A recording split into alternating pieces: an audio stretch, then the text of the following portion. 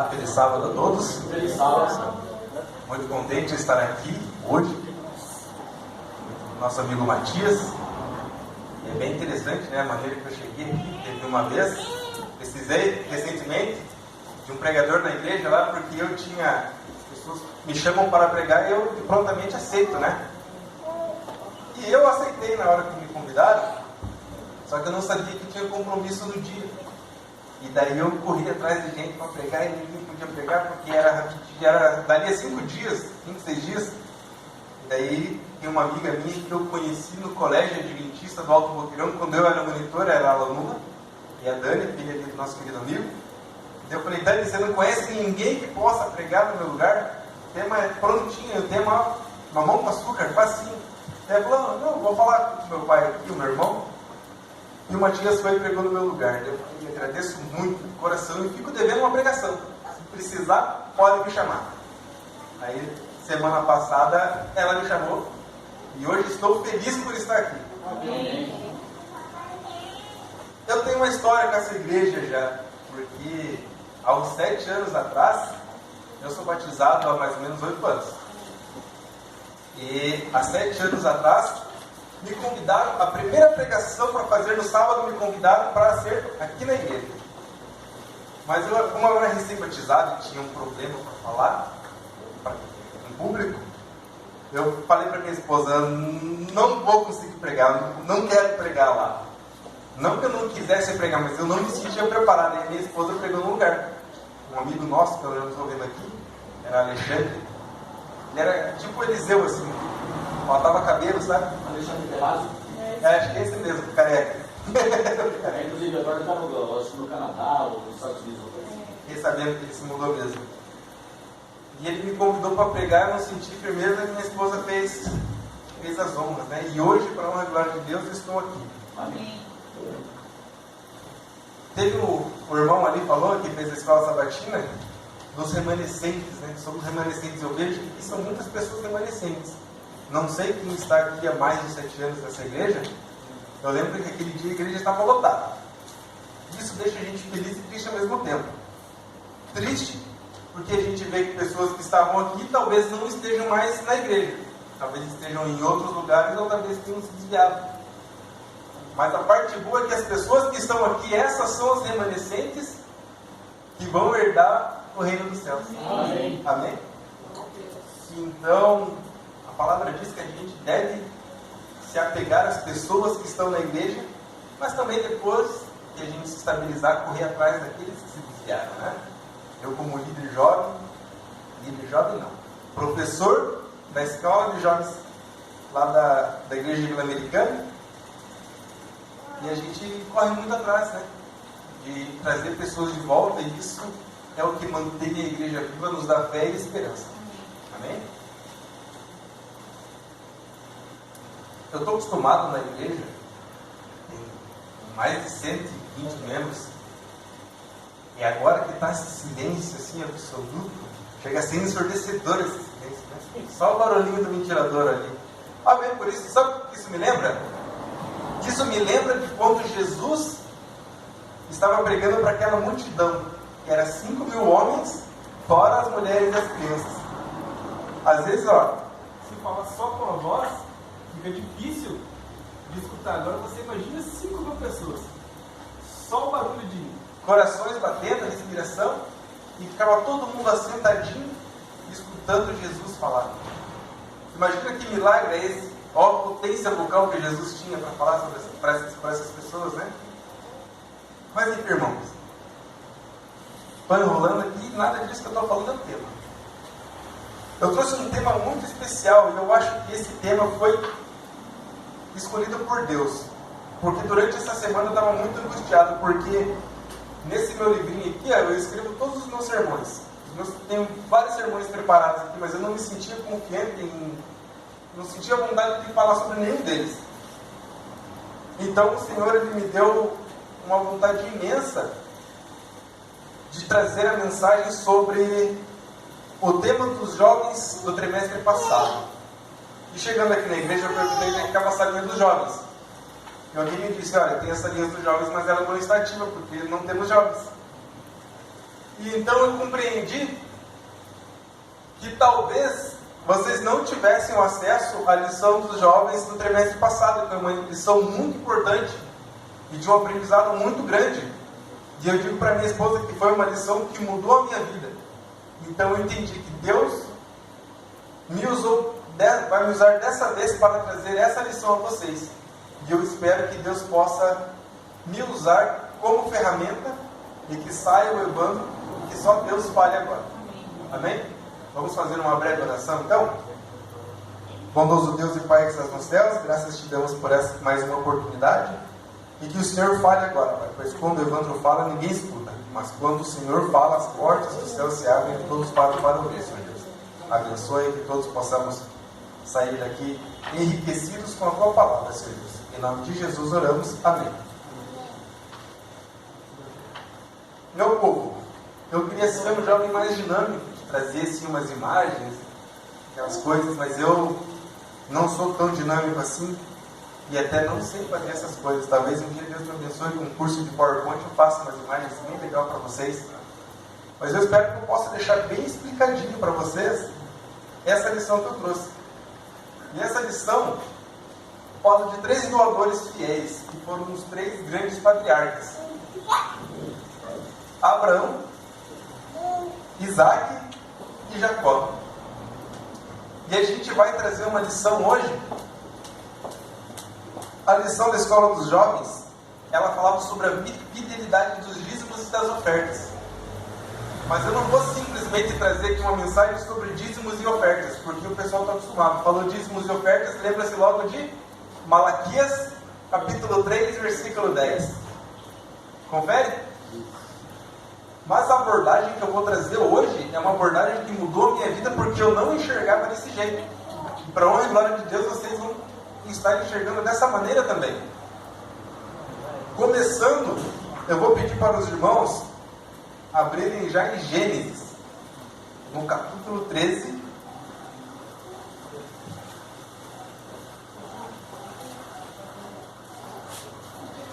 Vou abrir com vocês.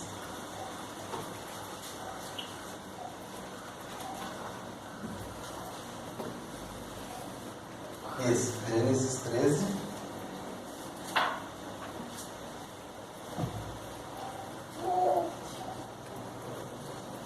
E vocês podem deixar em Gênesis 13, depois eu vou editando os versículos um por um.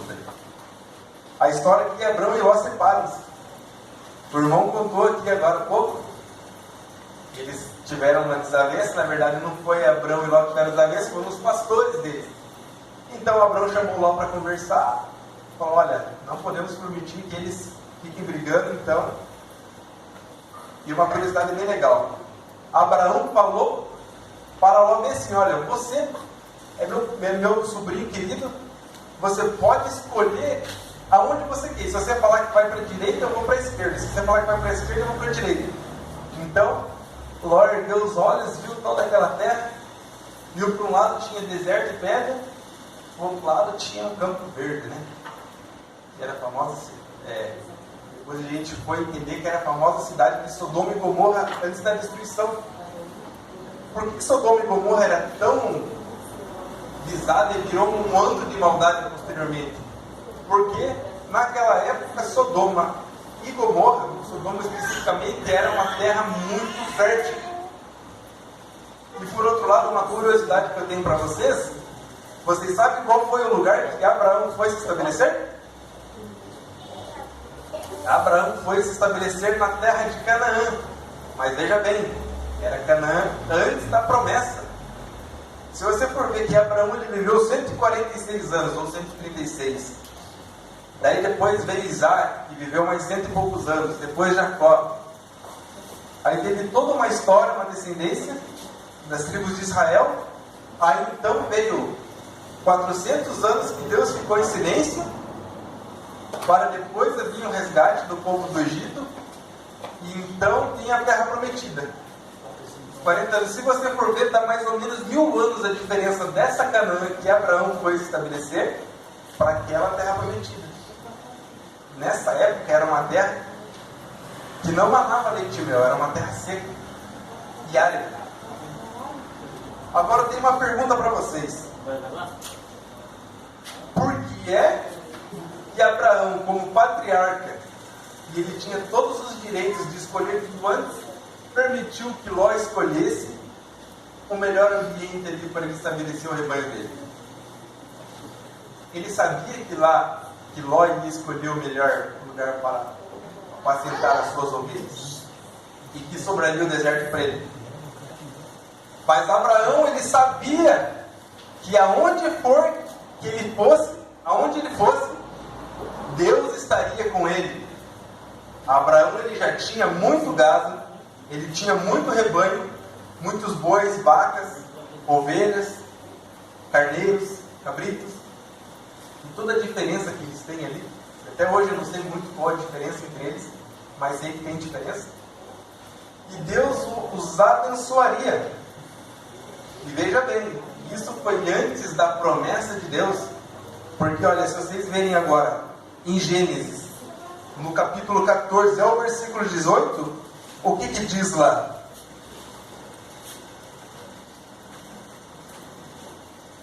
O Senhor promete a Abraão a terra de Canaã.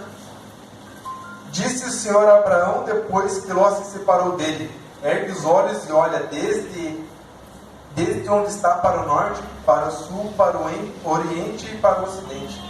Porque toda essa terra que vês eu te darei, e a tua descendência para sempre. Farei a tua descendência como o pó da terra, de maneira que se alguém puder contar o pó da terra, então se contará também a tua descendência. Então ele manda Abraão se levantar e percorrer o caminho que ele quisesse, e ele seria abençoado. Essa foi a primeira parte. Agora vamos contar para vocês, vou tentar explicar para vocês agora a maneira do raciocínio do pregador. Quero que vocês prestem muita atenção para que vocês também entendam. Logo em seguida, no capítulo 14, no versículo 1 a 11, não vou ler, mas nessa parte ele conta a história da guerra de 4 reis contra os 5 reis, que eram lá os reis da região de Sodoma e Gomorra, mais 2 cidades pequenas, contra 5 reis de outras cidades pequenas. E nessa batalha, a cidade de Sodoma e Gomorra e as outras 2 pequenas acabaram sendo derrotadas. Nisso, todos os seus rebanhos, as suas mulheres, as suas crianças, as suas riquezas, eles foram conquistados por esses reis. E um homem que conseguiu fugir veio e contou a Abraão. Abraão não tinha nada a ver com essa história. Ele não tinha nada a ver com essa história. Mas por amor ao sobrinho dele, ele foi lá, na noite, separou os grupos e conseguiu derrotar os exércitos inimigos e recuperou todas as pessoas, os seus rebanhos e suas riquezas. Aí eu te digo uma coisa. Naquela época, havia uma aliança, ou havia uma casa de tesouro para que voltasse os dízimos e as ofertas? Não havia. Porém, seguindo ali, no versículo 19, aparece um sujeito muito intrigante. Ele apareceu poucas vezes, e a gente não sabe muito sobre ele. Mas eis que apareceu Melquisedeque, rei de Salém, trouxe pão e vinho, e eles comeram. Ele abençoou Abraão, abençoou Abraão, e depois de tê-lo abençoado, Abraão lhe entregou o dízimo. Por quê? Melquisedeque, ele soube que houve uma vitória por parte de Abraão, e ele sabia que Abraão devolveria a parte de Deus. Por que ele devolvia a parte de Deus, se não existia a ordem ainda para trazer o tesouro à casa, trazer o dízimo à casa do tesouro? Porque ele sabia que essa era a parte em que Abraão reconheceria que Deus é dono de tudo. Deus era dono de tudo, e não havia outra maneira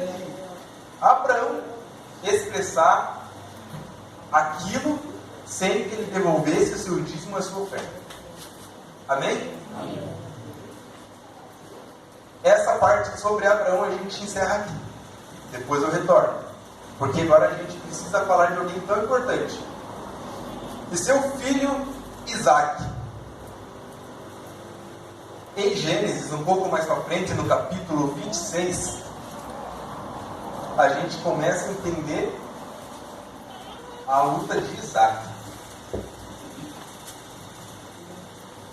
Isaac na terra dos filisteus. Sobrevindo fome à terra, além da primeira... Isso mesmo. Sobrevindo fome à terra, além da primeira vida nos dias de Abraão. E houve fome também na terra, no tempo de Abraão. Foi Isaac a Gerar, a avistar-se com Abimeleque, rei dos filisteus. Aqui tem um trecho bem importante também, que fala que Isaac foi encontrar com Abimeleque. Mas o pai dele, Abraão, também havia se encontrado com Abimeleque. Esse período de tempo são quase 100 anos de diferença. E aqui a Bíblia ela não fala. Mas estudiosos dizem que talvez esse Abimeleque não seja o mesmo. Talvez Abimeleque seja um descendente daquele primeiro Abimeleque, ou que Abimeleque seja um título dado a alguém da cidade dos filisteus. Seguindo aqui, Isaac decidiu ficar em Gerar, que seria a capital da terra dos filisteus. E agora começa a grande luta dele, porque ele se estabeleceu lá, aquilo virou a casa dele. E ele, no capítulo 12 até o 17, conta um pouco da história dele. Vocês vão captando os pequenos detalhes que depois eu vou juntar tudo numa pelota só. Semeou Isaac naquela terra e no mesmo ano recolheu 100 por um, porque o Senhor o abençoava. Enriqueceu o homem, prosperou, ficou riquíssimo. Possuía ovelhas e bois e grande número de servos, de maneira que os filisteus lhe tinham inveja. E por isso lhe entulharam todos os poços que os servos de seu pai havia cavado. Lembra que Abraão vivia em Canaã antigamente. Por isso que esses poços estavam cavados aqui, foi Abraão que cavou. Disse Abimeleque a Isaac: aparta-te de nós, porque já és muito mais poderoso do que nós. Então Isaac saiu dali e se acampou no vale de Gerar, onde habitou. O vale de Gerar, ele era a periferia de Gerar. Gerar era uma cidade onde havia muito pasto, um lugar muito fértil para cultivar e para criar seus animais. E ele foi expulso dali por inveja a viver lá no vale, que era um lugar que não tinha como ele prosperar muito. Mas qual que é o detalhe dessa história? Deus estava com ele. Seguindo um pouco mais adiante, eu deixei anotado, mas eu deixei anotado na Bíblia da minha esposa, mas eu, como sei como ela gosta ali, está tudo pertinho aqui, a gente vai achando. O capítulo 26, do 26 até o 32, tem uma parte muito importante que revela como é que Isaac lidava com esses problemas. Olha só. De Gerar foram ter com ele Abimeleque e seu amigo Isaac e Ficol, o comandante do seu exército.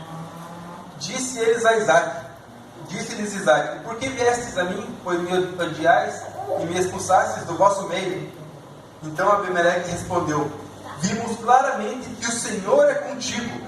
Então dissemos: haja agora juramento entre nós e ti, e façamos aliança contigo.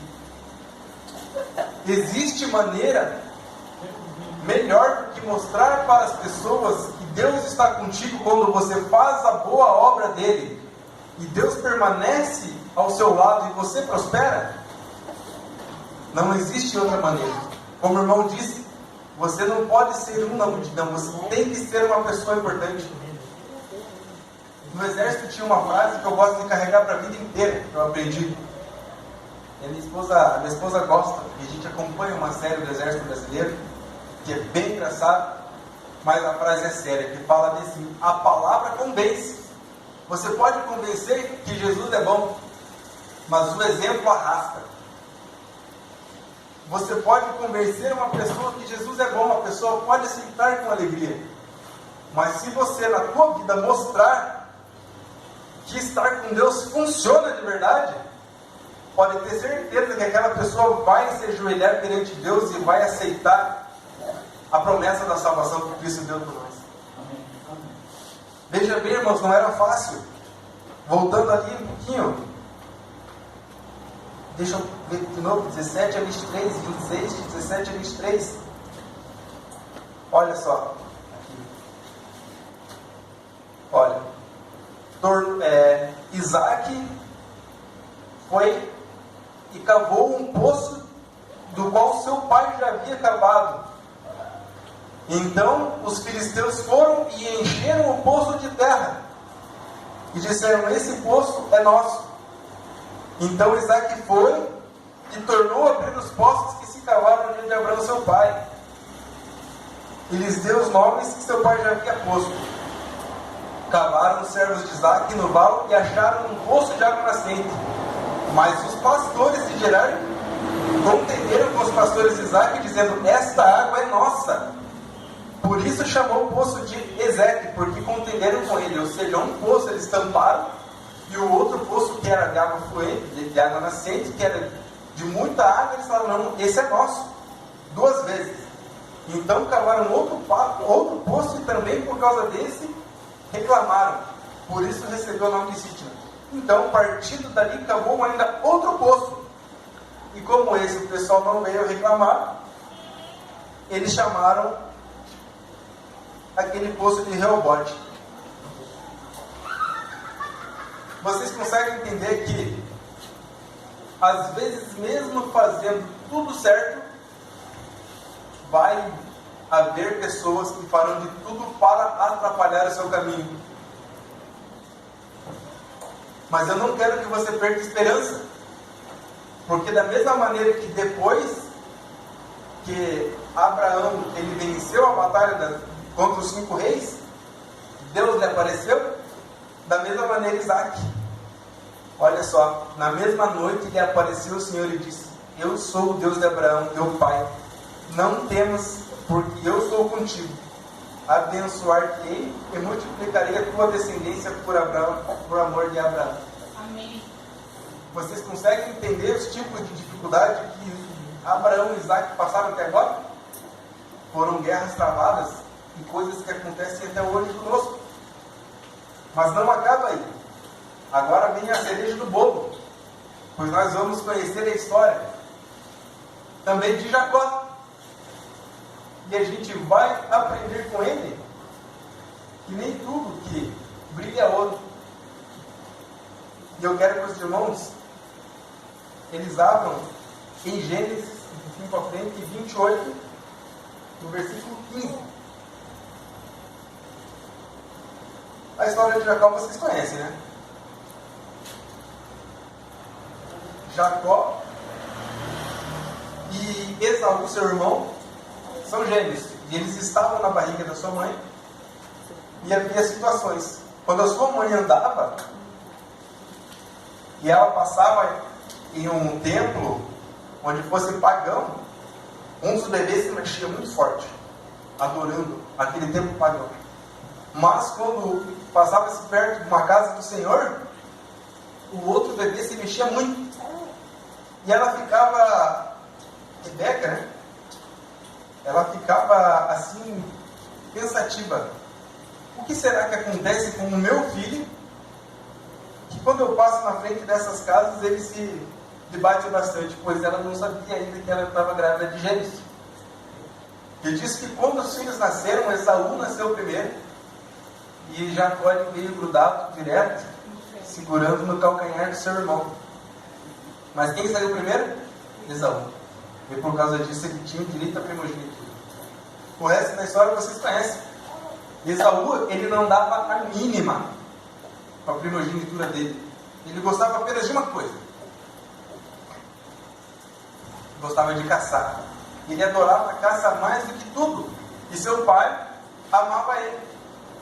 Isaac amava Esaú porque ele trazia caça e preparava comida boa. Imagina fazer um churrascão. Churrascão gostoso para Isaac. Isaac adorava isso. Aí então vocês entendem que Esaú me lembra um rei chamado Saul. Porque Saul, ele foi um homem que foi escolhido por Deus para ser o primeiro rei do povo de Israel. Mas quando Deus deu uma ordem para ele exterminar todo o povo, ele culpou o rei. E quando ele fez isso, ele deixou de obedecer a Deus. Ele deu mais valor à sua posição de rei. Eu já sou rei. Posso poupar ele e fazer o que eu quiser. Da mesma maneira, Esaú falou: eu sou primogênito de qualquer jeito. Não vou perder minha primogenitura. Não há possibilidade disso acontecer. A maneira como aconteceu não foi correta. Nós conhecemos a história de como Jacó enganou seu pai e conseguiu o direito de primogenitura. Mas o que isso tem a ver com os dízimos e as ofertas? Com a pregação? Acontece que, o que aconteceu logo em seguida?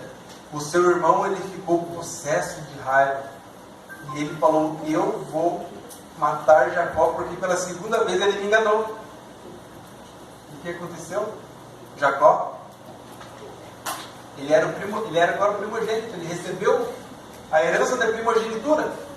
Tudo que era do pai dele agora seria dele. Mas acontece que Isaac não morreu logo em seguida. Então nada era dele ainda. Ele receberia quando o pai morresse. E como o irmão dele estava para matá-lo, ele fugiu. E é aí que entra a história. Olha só. Gênesis capítulo 28, no versículo 10 em diante. Partiu Jacó de Berseba e seguiu para Harã.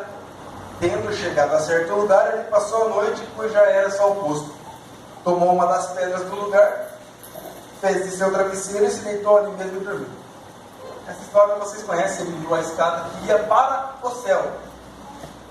Mas a parte que eu quero contar para vocês está um pouco mais à frente. E está... é a parte que está sublinhada aí.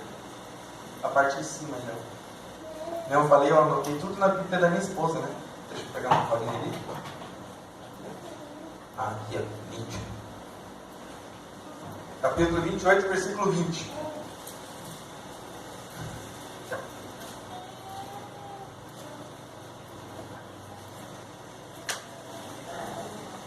Olha só.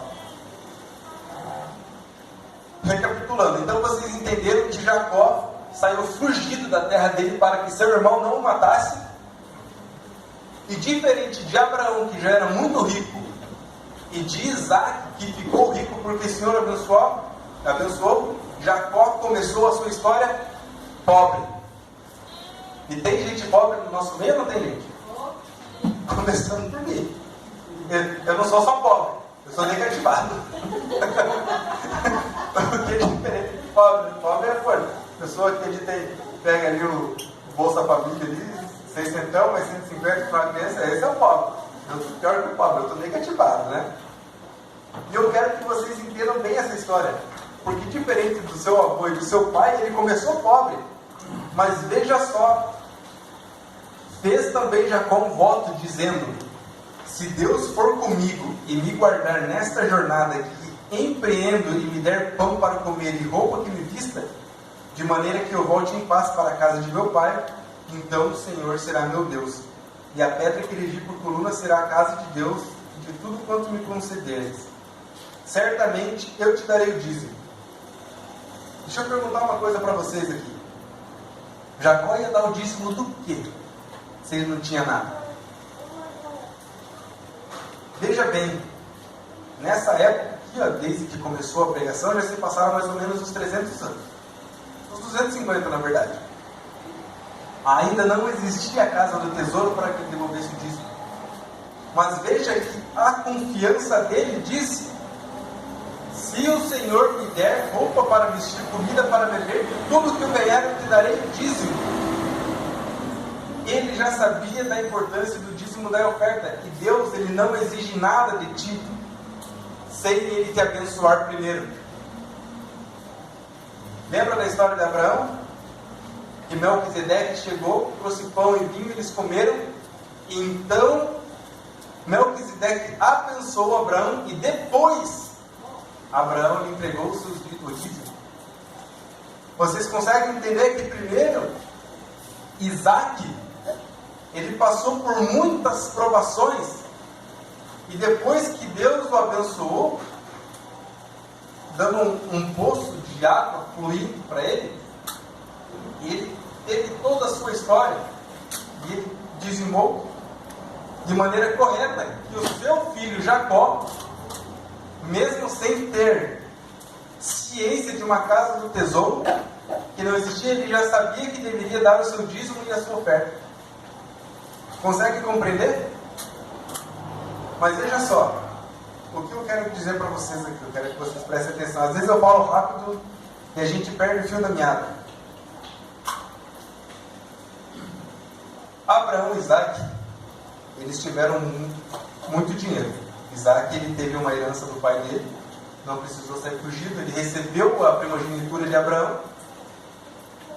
Houve fome lá na terra de Canaã, como eu já expliquei, era uma terra que ainda era árida, mas ele tinha que dizimar. E Jacó, eu me vejo em Jacó, porque eu comecei a minha jornada pobre. Só que eu não quero que os irmãos entendam que a gente, como algumas outras igrejas a gente conhece, fala: se você não tem dinheiro para dizimar, tire a sua aliança. Bata na cabeça de Satanás. Não temos igrejas que falam assim: bate, tua igreja de ouro, a tua aliança de ouro, bate na cabeça de Satanás e dá para a igreja. Deus, ele não quer o que você não tem, porque você não tem dinheiro, você não tem como dizimar. Deus, ele quer que você entenda que ele te dá força, ele te dá saúde para você conquistar o sustento para sua casa. E então, em uma adoração plena, você reconheça que Deus é dono de tudo e que você deu o seu dízimo na sua oferta. Amém? Vocês conseguem entender o que eu quero dizer aqui? Ele não quer que você tire do que você não tem. Evandro, você é negativado. Eu não quero que você me dê o que você não tem, que você faça um empréstimo só para me dar um dízimo e uma oferta. Eu quero que você saia para trabalhar. E da mesma maneira que Abraão, ele escolheu o deserto, ele não escolheu. Da mesma maneira que sobrou o deserto para Abraão e que teve fome na terra de Isaac, eu quero que você saiba que mesmo no deserto que você, Evandro, está passando agora, eu vou te abençoar aonde quer que você coloque o teu pé para trabalhar. Amém? Irmãos, não é fácil você trabalhar para conseguir o teu dízimo, mas Deus, ele promete que ele estará contigo aonde quer que você for. Veja só, continuando a história de Jacó. Deixa eu só, quem conhece bem a história de Jacó aqui? História de cabo a rabo. Veja que quando Jacó, ele saiu da terra do pai dele pobre, ele sabia para onde ele ia. Ele ia para a casa do tio dele, que era irmão de sua mãe Rebeca, chamado Labão. Chegando lá, Labão era um homem ganancioso, porque Labão era irmão de Rebeca. Quando o servo de Abraão chegou para pegar uma esposa para Isaac, Abraão, eles eram ricos. Ele chegou e já deu logo uma pulseira, colocou 2 pulseiras de ouro na mão dela e um adorno ali que usava na parte de cima, agora não lembro se era no pescoço, se era no rosto que usava. E Labão olhou e falou: opa, você pode pegar a Rebeca e pode levar, deixa 10 dias aqui. Não posso esperar 10 dias, preciso agora. E Labão, vendo aquele ouro que ele também recebeu, ele se tornou um homem muito ganancioso, ou já era, a palavra não diz. Mas veja bem, Isaac deu ouro para a família para que Rebeca fosse. Só que agora, dessa vez, Jacó chegou lá e ele estava liso. Peguei você. Liso, duro, pé rapado. Só uma curiosidade, vocês sabem por que chamam um pobre de pé rapado? Vocês não sabem? Porque ele sem dinheiro, então o rastro dele é feio? É uma boa. Pé rapado, antigamente, quando o pessoal não andava a cavalo, ia para a igreja, ia para os locais, o homem que ia a cavalo, ele pegava e descia logo onde ele queria. Por exemplo, da igreja, ele descia logo ali, ó, já na calçadinha da igreja, aí o seu servo ia, pisava na lama lá, que não tinha calçada, e ele pegava e guardava o seu cavalo. Agora o pobre que não andava a cavalo, ele barrão mesmo, pisava no barro. Aí para chegar na igreja, para não andar com o pezão sujo de barro, o que eles faziam? Tinha um pedaço de terra assim, que eles pegavam e raspavam o pé. E daí surgiu o termo, esse é um pé rapado. Engraçado, né? Eu gosto muito de estudar história, e esses dias, sem querer, alguém contou a história lá, né? Eu voltei o vídeo e realmente essa é a explicação. Mas enfim, chegando Jacó lá, viram lá que ele era um pé rapado.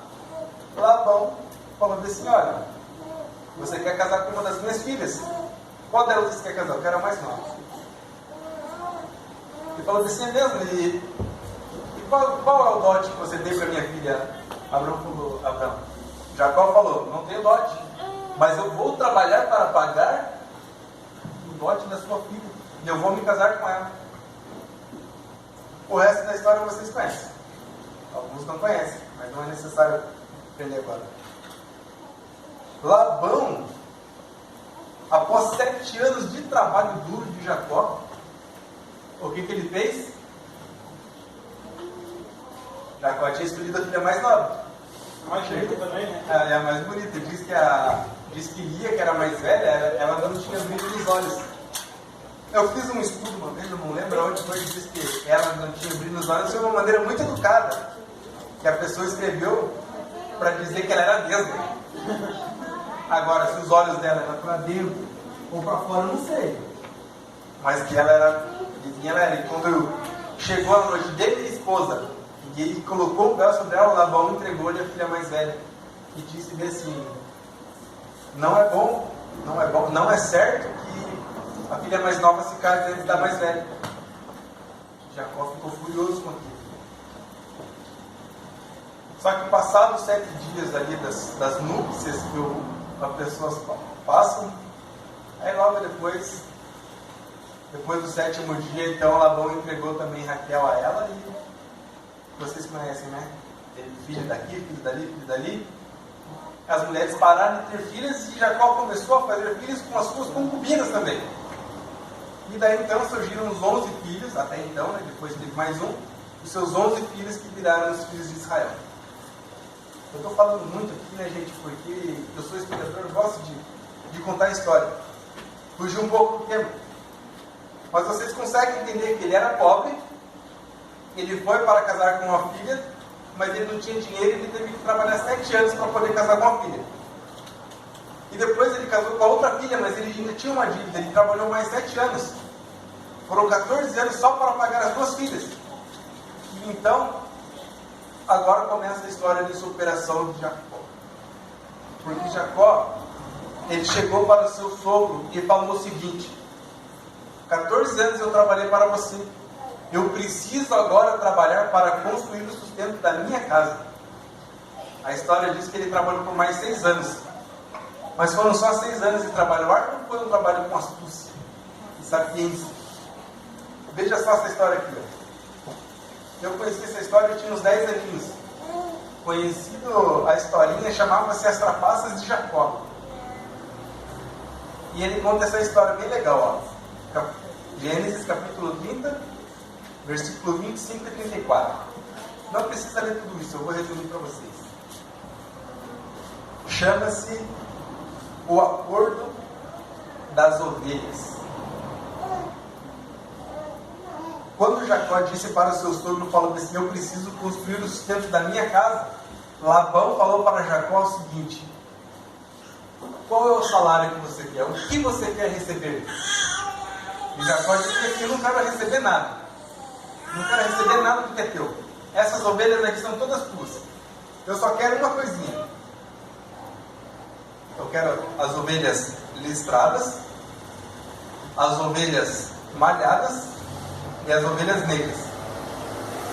Estou falando ovelhas, mas são tudo ali. Ovelhas, bodes, cabras e cabritos, né? E carneiros. O rebanho. E Labão, ele cresceu o olho. Labão, ele cresceu o olho. Sabe por que ele cresceu o olho? Porque isso era uma minoria bem pequena do rebanho. Daí ele falou assim: não é possível. Jacó me deu esse presente de novo. Porque ele ficou com a grande parte do rebanho. E o rebanho bom, que eram os brancos. Todo mundo queria o rebanho branco. Ninguém queria saber do rebanho manchado. Nessa parte, o segundo erro de Jacó. Mas estudando aqui, eu vi que a Bíblia ela não deu muita ênfase nisso. Mas houve um segundo erro. Por quê? Jacó, ele sabia como lidar com o rebanho. Porque seu pai e seu avô, eles sabiam muito bem. Eles sempre tiveram muitos rebanhos. E ele sabia, porque um anjo lhe revelou antes que, se ele cruzasse as malhadas com as listradas, e os seus filhos, o rebanho pequeno, os novilhos, eles cruzassem com os negros, sairia todo tipo de rebanho, inclusive os brancos. E o anjo havia lhe revelado que aqueles animais listrados, eles seriam os mais fortes e os melhores reprodutores de todo aquele rebanho. Passou-se 6 anos e o rebanho de Labão desapareceu.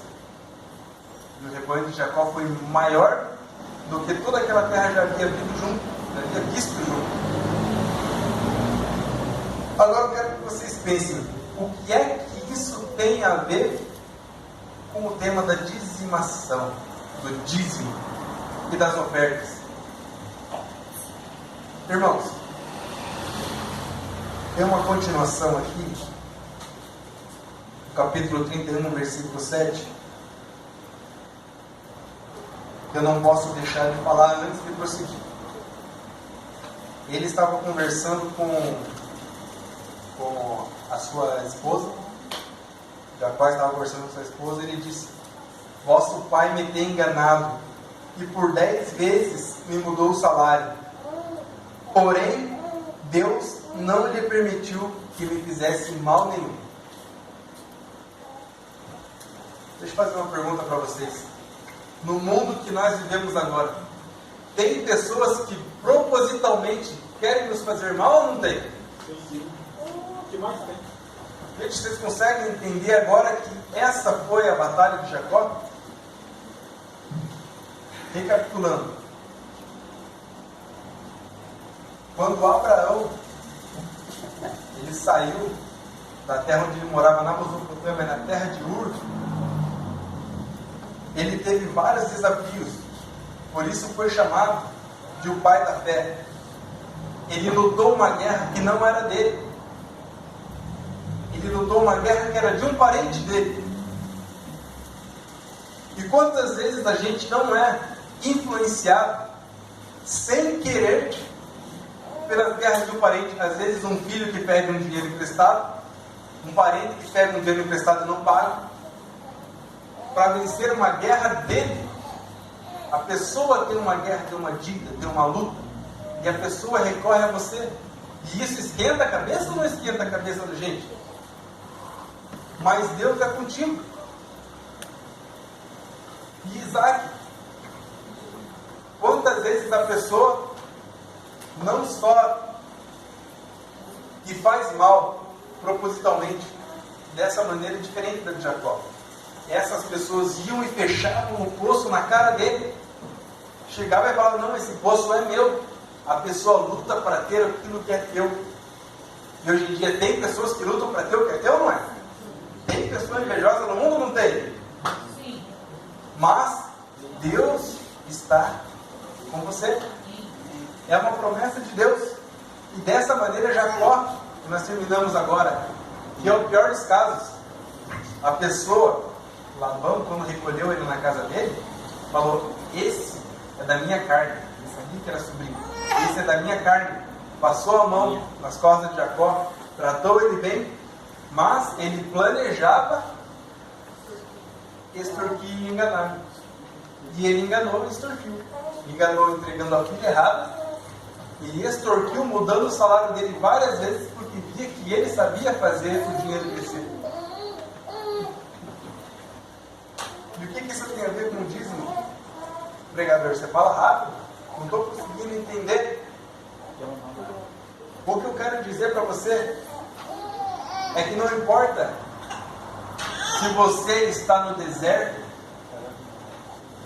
Deus ele vai abençoar você e vai te dar riqueza. Eu não estou pregando a prosperidade aqui, mas é uma promessa de Deus. Ele diz que aonde for que você colocar o teu pé, eu te darei essa terra. E você, consequentemente, vai fazer as coisas acontecer e você vai conseguir o teu enriquecimento. E é diferente do enriquecimento ilícito que a gente vê na política, por exemplo. É um enriquecimento abençoado por Deus. Da mesma maneira, Isaac teve pouco de fome. Ficou pouco de fome porque ele não perdeu o rebanho dele na terra, e ele foi para um lugar onde lhe fizeram mal. E Deus lhe disse: você pode ir, seja fiel e eu lhe abençoarei. Tanto que Isaac ele ficou mais rico do que um reino inteiro. Expulsaram ele: vá para longe daqui porque você já é mais poderoso do que nós.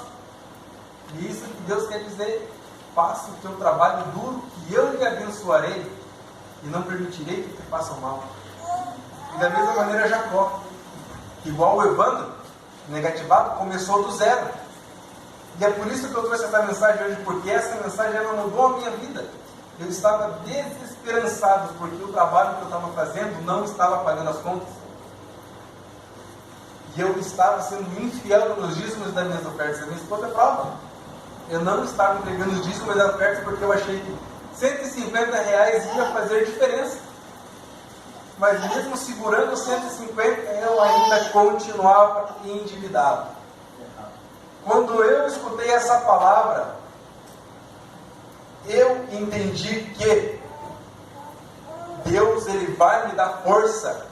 Basta eu ir e trabalhar, não importa no que fosse.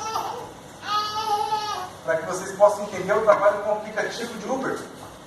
Porque é muito difícil de conseguir um trabalho que nos deu sábado. Essa é a perseguição que a gente já está seguindo.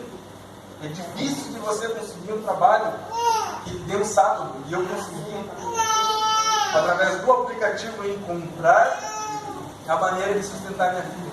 E depois que eu entendi essa parte, eu simplesmente fui e trabalhei. E eu tenho visto a obra de Deus a partir do momento que eu decidi voltar a ser fiel, entregar a meu dízimo e a minha oferta. Porque assim como eles que estavam no deserto seco, eu também estava. E Deus falou: Evandro, vá, porque eu estou contigo.